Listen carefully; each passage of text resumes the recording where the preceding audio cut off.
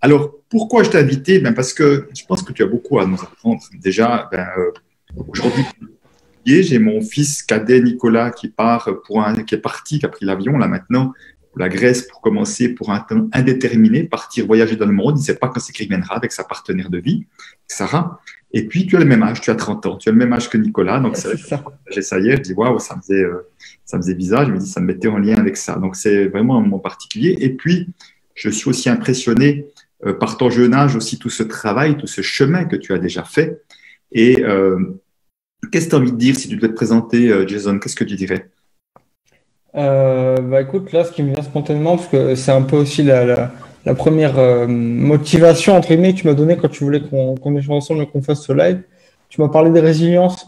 C'est vrai que mon parcours, bon, il est unique comme à chacun, comme tout à chacun. Et c'est vrai que la particularité qui peut parfois me faire sortir du décor, si je puis dire, c'est que j'ai un handicap de naissance, en fait. Donc là, actuellement, pour résumer, on va pas rentrer dans les détails médicaux, parce que c'est pas intéressant, médicaux, pas intéressant. Je me déplace en fauteuil roulant manuel, donc j'ai un handicap physique, voilà. Et en fait, ça a évolué. J'ai eu plusieurs opérations. J'en ai souffert en fait pendant une bonne partie de ma vie, en tout cas entre, on va dire la fin de l'enfance, début de l'adolescence, on va dire entre 10 et 15 ans. On va dire, allez, on va faire la fourchette là. Et en fait, j'étais très pessimiste. Plutôt, je voyais plutôt les choses en noir et en négatif. Euh, et les choses ont fait que le parcours a fait que j'ai vraiment transformé ça. C'est-à-dire que je suis passé de l'autre côté en fait du miroir et j'ai cultivé, en tout cas pendant une bonne période, plus d'optimisme que de pessimisme pour continuer avec ce parallèle-là. Et voilà, donc ça c'est un peu le décor, si tu veux, de base, quoi, celui qui ressort le plus. Après, pour le reste, là je vous raconte un petit peu, je partage avec vous ce que je vis en fait. Donc je suis plutôt dans l'accompagnement un peu comme Christian. Voilà, j'ai commencé par me former au coaching à la PNL notamment. Quand j'ai fini mes études, je fais pas d'études, j'ai fait 5 ans de droit et 3 ans de psychologie, 3 ans de psychologie à la fac. Et en fait, moi, ce que je voulais, c'était vraiment faire ce que je voulais moi, en fait. Je ne me retrouvais pas dans les méthodes et les pratiques que je voyais enseigner à l'université ou même dans les formations d'ailleurs. Enfin, même si j'apprenais beaucoup, il y avait autre chose qui m'appelait. Et pour les faire assez courte, depuis, on va dire 1 an, 6 mois, 1 an, je fais du coaching intuitif. J'appelle ça du coaching intuitif parce que je ne sais pas encore comment appeler ça. S'il y a un terme qui sera mieux plus tard, qui sera plus précis. Mais aujourd'hui, je fonctionne beaucoup par ce qu'on appelle la canalisation, c'est-à-dire je transmets des messages aux personnes qui viennent à moi. Donc, soit ils ont des questions à se poser sur leur vie, sur ce qu'ils traversent, soit. Alors, c'est un peu. Je le dis, c'est la première fois que je le dis en live d'ailleurs, que j'en parle, on va dire, publiquement. C'est que j'ai des messages des personnes défuntes, en fait, et que je les transmets. Donc, je suis pas encore ultra à l'aise parce que c'est encore un peu particulier pour moi, mais ça s'ouvre de plus en plus. Donc, voilà, il y a un peu ça qui se rajoute. Et. Et aussi une raison pour laquelle je ne trouve pas de mots précis, c'est que c'est assez large. En fait, je touche pas mal de domaines différents. Donc, je ne sais pas où me ranger si un jour je devrais me ranger, mais voilà. C'est un peu pour résumer ce qui se passe. Pour moi en ce moment, en tout cas. Ok, en tout cas, merci déjà de cette présentation. Donc, il y a déjà toute une série d'informations et j'ai envie qu'on reprenne deux, trois choses que tu as partagées. La toute première, tu l'as dit toi-même, effectivement, tu as un handicap de naissance, donc quand tu te déplaces dans la rue, c'est dans un fauteuil roulant. Et j'ai envie de te partager quelque chose par rapport à ça. C'est dans le sens on en parlait hier, c'est la notion d'étiquette. En disant quelque part, on peut potentiellement avoir une étiquette positive, négative, suivant ce que les gens vont voir, en fonction d'une apparence. En disant, on peut faire 2 mètres ou 1,50 m aussi pour un homme, ça sera automatiquement déjà une étiquette qui va se mettre, comme celle pour toi également. Et je trouve toujours ce qui, avec ces notions d'étiquette, ce qui est difficile, c'est justement le fait d'être étiqueté et qu'on voit juste quelque chose et qu'on voit pas beaucoup plus ce qu'il y a derrière, ce qui nous réduit en quelque sorte. Je sais pas, comment tu l'as vécu et comment ça te parle, ce que je te partage là. Bah oui, en fait, c'est une notion d'étiquette, cette notion de faire des espèces de zoom un petit peu trop proche d'une affliction, quelque chose qui ressort de la personne. Comme tu dis, ça peut être un trait physique, ça peut être, je sais pas, couleur de peau, n'importe quoi en fait. Et on est beaucoup plus que ça en fait. D'ailleurs, on n'est même pas une forme en fait. On est plus vaste ou même, c'est beaucoup plus simple que ça en fait. Et tout ce qu'on rajoute sur ce que j'appellerais l'être, pour faire plus simple, c'est que du décor en fait. Et le handicap, c'est la même chose. C'est vrai que j'en parle pas souvent parce que j'ai pas spécialement d'élan à parler spécialement de ça. Mais pour moi, le handicap, c'en est pas réellement un. Enfin, ça dépend comment on le regarde. Mais moi, aujourd'hui, je le définirais comme ça, entre guillemets. C'est-à-dire, c'est des caractéristiques différentes qui sont développées. C'est-à-dire, en fait, le handicap, il vient d'où? C'est le fait qu'on compare des gens entre eux ou des conditions entre elles parce qu'on a on a figé des conditions de bien-être ou qui sont normales, entre guillemets. Et du coup, ce qui n'est pas normal est souvent, en tout cas, réduit, en tout cas, vu comme une faiblesse. Et en fait, ce que j'ai remarqué dans mon expérience, ou même au-delà de moi, hein, c'est-à-dire qu'il y a des personnes handicapées qui sont, enfin, ils font des choses absolument incroyables. J'ai plein d'exemples que je pourrais citer, mais voilà.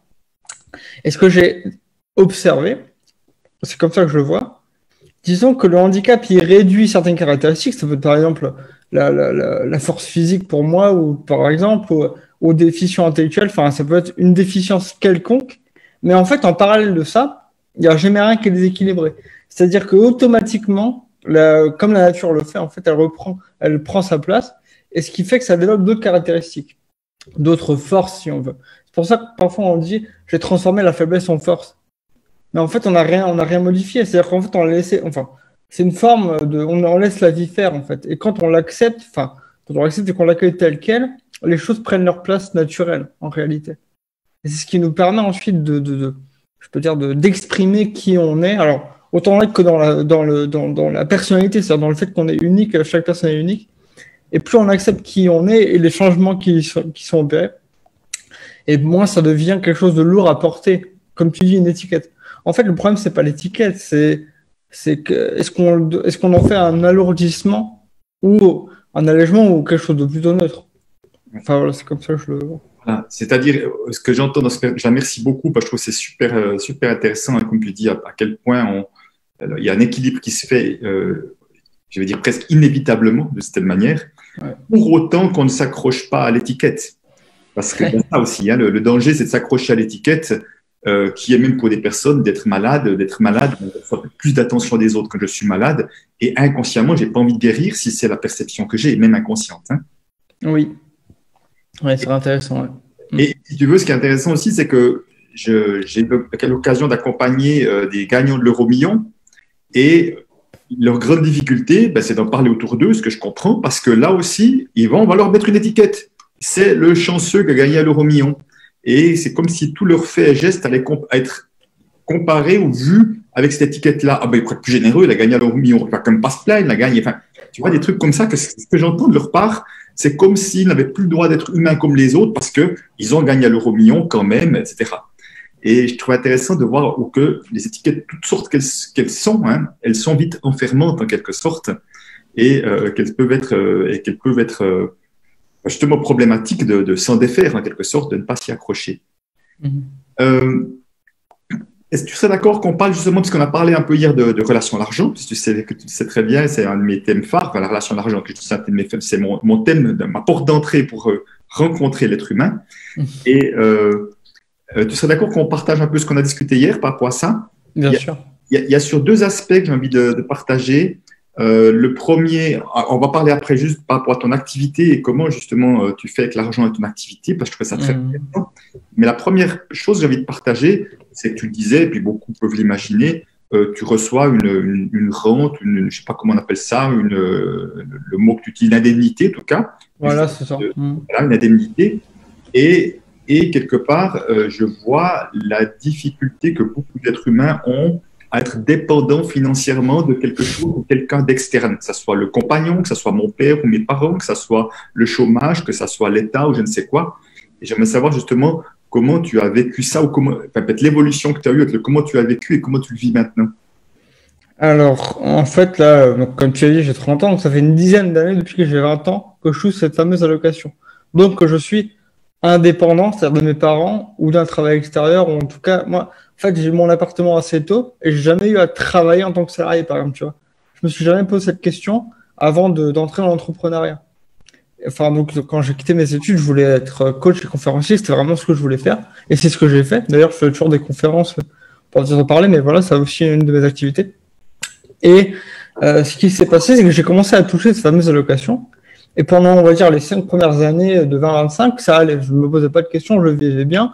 Je voyais vraiment ça comme une chance, vraiment.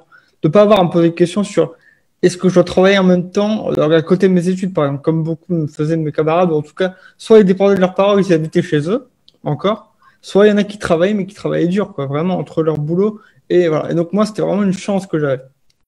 Et je voyais absolument pas ça comme un poids. Au contraire, je me posais même pas de questions, en fait, pour te dire. Ça ne venait même pas à l'esprit. C'est venu après. C'est venu quand j'ai commencé à me dire, mince, je suis dépendant de l'extérieur, de l'État, des personnes qui perdent leurs impôts, parce que c'est une partie de, enfin bref, tout le système, quoi. Et en fait, ça, inconsciemment, ou en tout cas très peu consciemment, on va dire, je l'ai pas vu venir, mais j'ai commencé à me dire, faut que je m'en débarrasse. C'est-à-dire, je me suis dit, il faut que je sois plus fort que ça, il faut que je sois encore plus indépendant, si tu veux. Et donc, j'ai beaucoup lutté, en fait, pour réussir, pour que ça fonctionne, pour moi, que ça fonctionne. Mais je pense qu'il y avait ce petit paradoxe de, en même temps, j'ai tout mon confort. Donc, comment se passerait la transition? Enfin, je pose pas mal de questions, il y a pas mal de, sûrement de freins. Et jusqu'à il y a quelques temps, on va dire un an et demi à peu près, j'ai eu une espèce mais je sais pas, comment je peux dire ça? De dépression, mais au sens, tout a éclaté en fait mentalement. C'est-à-dire que je me suis rendu compte, et je l'avais pas vu, que j'avais de la culpabilité à dépendre des gens. Alors, c'était même pas que financier, hein. C'était physique. C'est-à-dire, bah, quand j'étais à l'école, les gens m'aidaient, enfin, les gens m'aident tout le temps, même quand je suis dans la rue, tu vois.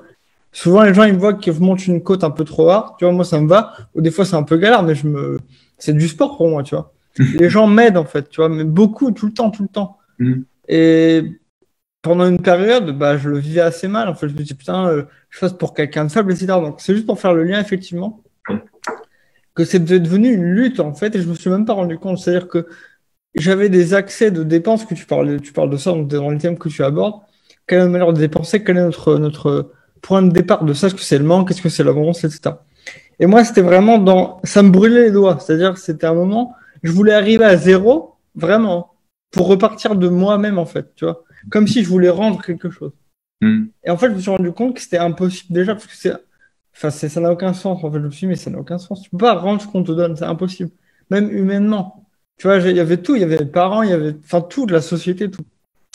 Et j'ai passé quelques semaines à broyer un peu dur pour me recaler là-dessus. Voilà, donc ça, c'est un peu le contexte où ça a un peu éclaté, tu vois. C'est un peu éparpillé partout. Et donc, je parlais aussi de mon activité, donc pour expliquer un peu à ceux qui nous écoutent comment je me fais rémunérer. Donc, au départ, c'était mes coachings, on va dire, formels, c'est-à-dire que tu es formé au coaching, tu suis les protocoles, et donc j'avais un tarif fixe que je demandais à chaque fois. Et quand j'ai commencé à lâcher les protocoles, lâcher la forme et à faire d'improviser, de faire vraiment avec mes capacités, on va dire, extrasensorielles, ou en tout cas de présence, je vais appeler ça comme ça, je ne savais pas du tout comment faire, en fait. Parce que rien n'était juste dans les tarifs que je me proposais dans la tête, tu vois. Je me suis posé et rien n'allait. C'est-à-dire, pour toi, déjà, il y avait une chose, c'est que pour toi, c'était clairement une activité différente. Ah oui, c'était pas la même chose. C'est la même activité, mais la forme est différente. Mais pour toi, tu as vraiment dit, OK, je ne fais plus la même chose qu'avant. Non. C'est vrai que tu l'as formulé comme ça, je ne me suis pas formulé ça, mais c'est ça, en fait.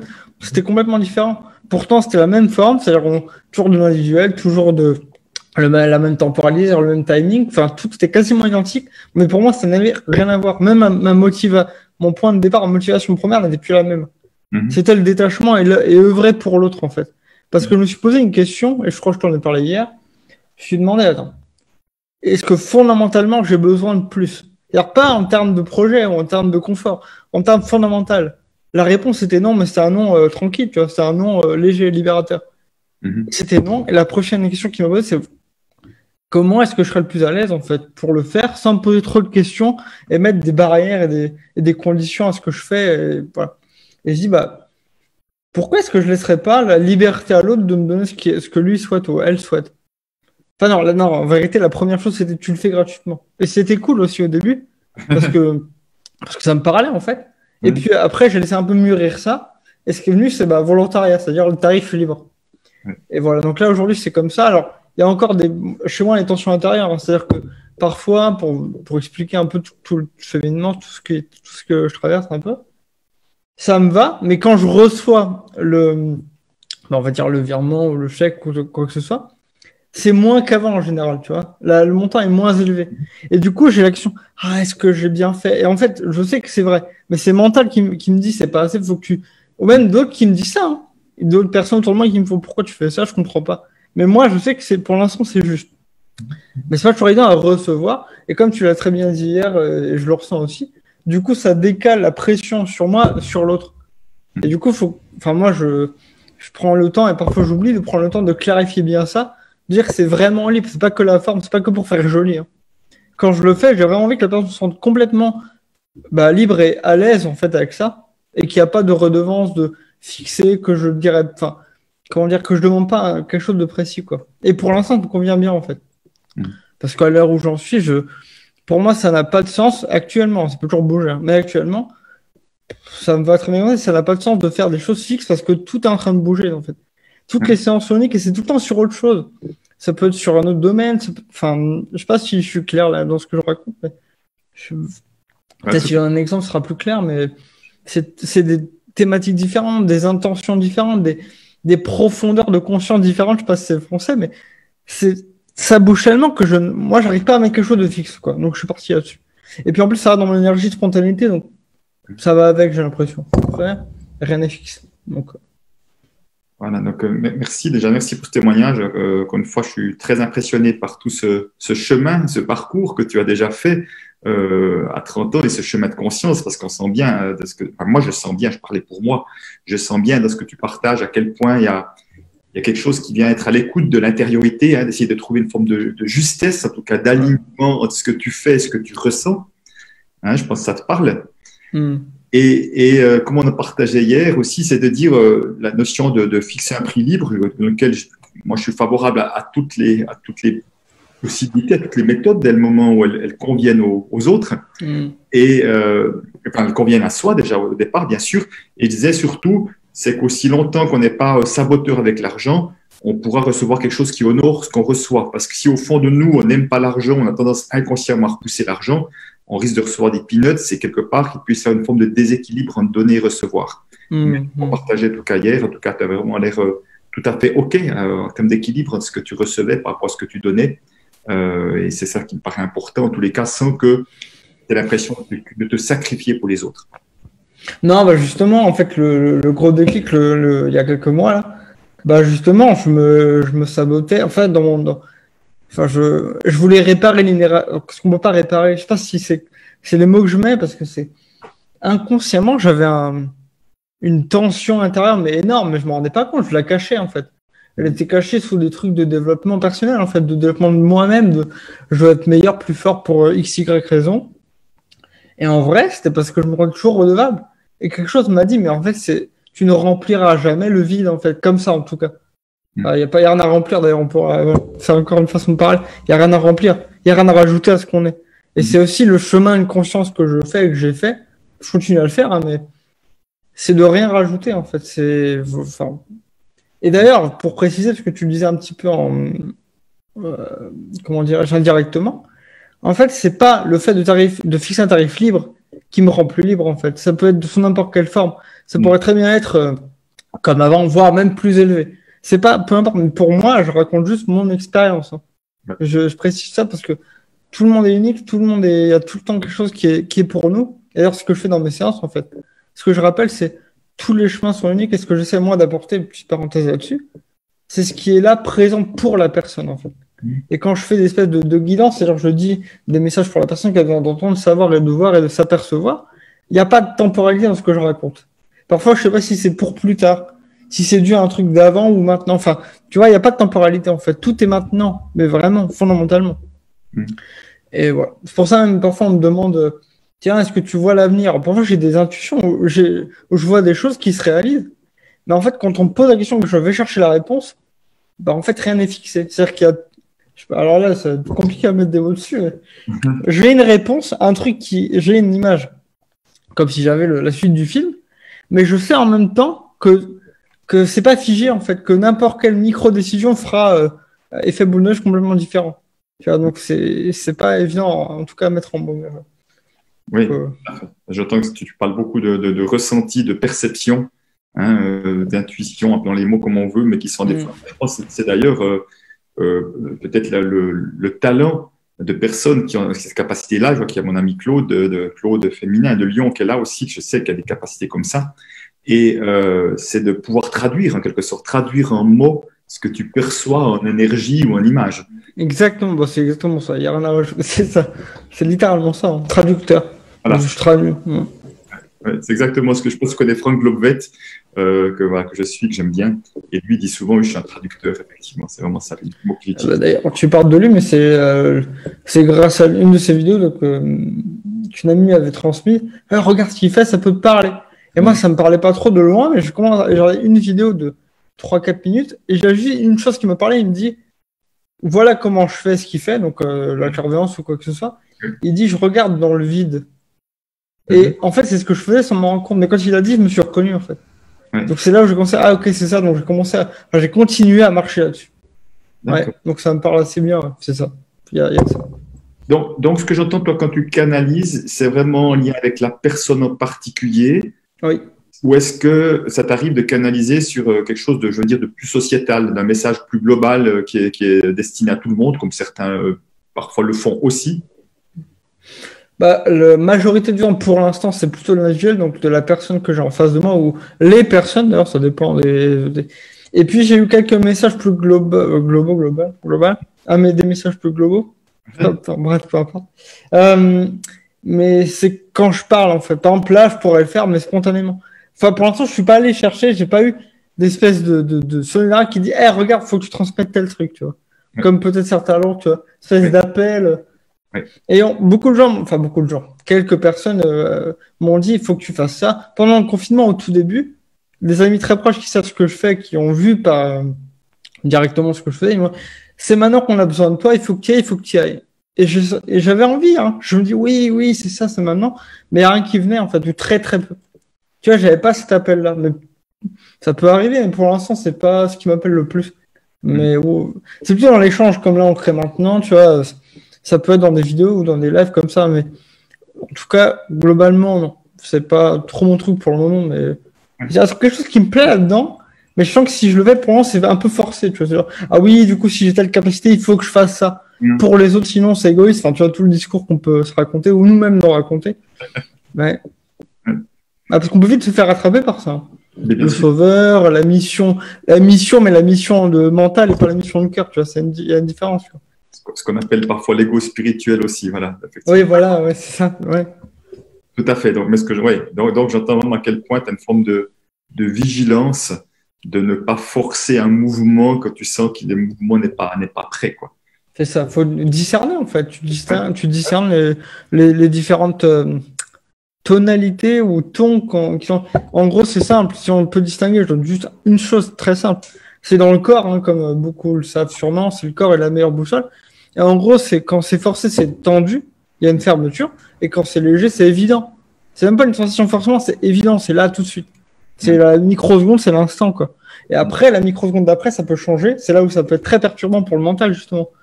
Tu vois pourquoi un jour on lui dit à gauche et la minute d'après on dit à droite. Mais si tu suis ça sans te poser de questions, il n'y a aucune tension. Hein. Si tu suis vraiment le flow, comme tu disais tout à l'heure en off, en me disant on suit le flow, voilà, c'est ça.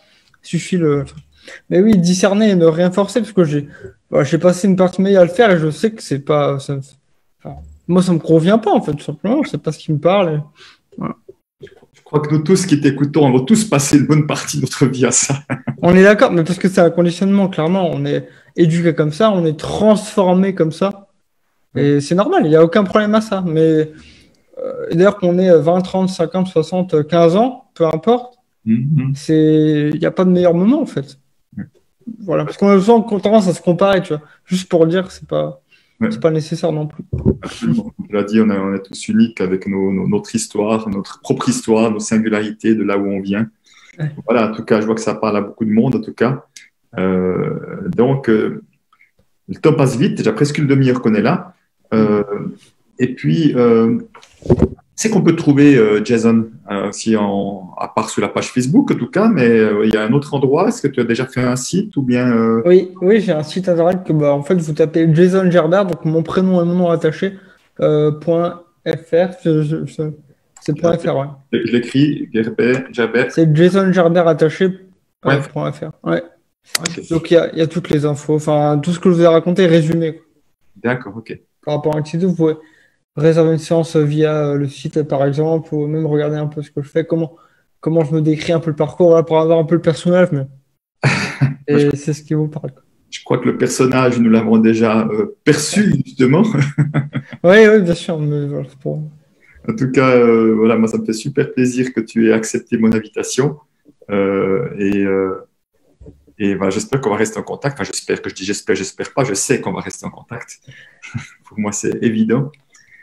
Est-ce qu'il y a une dernière chose que tu aimerais dire, Jason? Je sais pas, je suis désolé parce que j'ai un train à prendre, donc je peux pas tellement dépasser la demi-heure qu'on est ici ensemble. C'est pour ouais, ça bien sûr, ok, ça marche. qu'on Ouais. va boucler tranquillement. Qu'est-ce que tu aimerais dire peut-être? Ou un message que tu aimerais faire passer ou que tu as envie de partager quelque chose? En ce moment, bon, on est dans une période très particulière où il y a beaucoup de clivages, en fait. De clivages de qui a raison, qui a tort par rapport à ce qu'on traverse tous, niveau santé, société, etc. Et un message qui me vient là, c'est euh, regardez ce que ça fait de sortir un peu des oppositions et des prises de position, justement. Et écoutez ce qui est en vous. Donc, on en parlait pendant la demi-heure là.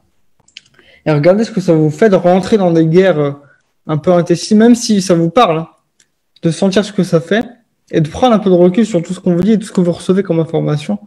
Et la première source, enfin, la source, c'est vous, en fait. Revenez à ça. Revenez vraiment à ça le plus possible. Et plus vous le ferez, plus ce sera simple. Et plus vous serez. Enfin, plus vous serez. Et vous serez là maintenant. Et il y aura moins de questions, en fait. Hmm. Paradoxal pour un mec qui répond à des questions, qui dit qu'il n'y aura plus de questions. Mais il y en aura plus, ou moins en moins. Et la réponse, elle est là, elle est maintenant. Voilà ce que je veux dire. Et aussi te remercier pour m'avoir invité sur ce live. Ça m'a fait très plaisir. C'est une joie vraiment de partager avec toi. Et que tu m'aies permis de m'exprimer sur un thème, d'ailleurs, le thème de l'argent qui n'est pas mon thème prédestiné, mais j'adore mélanger un peu les genres. Et oui, effectivement, il y a une connivence de cœur, d'esprit entre nous. Et ça, j'apprécie. Voilà. Merci beaucoup pour l'invitation, Christian. Merci. Merci beaucoup, Jason. En tout cas, tu as touché les cœurs, Jason, je ne suis pas surpris. Et encore une fois, moi, je te souhaite le meilleur. Continue voilà, à nous partager le fruit de ce chemin d'évolution parce que moi, c'est une chose dont je suis certain, c'est que tu as beaucoup à offrir à ce monde-là. En tout cas, et merci d'être qui tu es. C'est ça que j'ai envie de conclure. Merci beaucoup. Merci vraiment. Merci à tout le monde. Merci à toi. Ça me touche beaucoup et ça me nourrit, en fait, ce que tu dis sur les partages. Donc, merci à toi. Vraiment. Voilà, je vous souhaite le meilleur, une belle suite et fin de semaine à tous. Et je vous dis à bientôt pour un prochain Facebook Live. Au revoir tout le monde. À Bye. bientôt.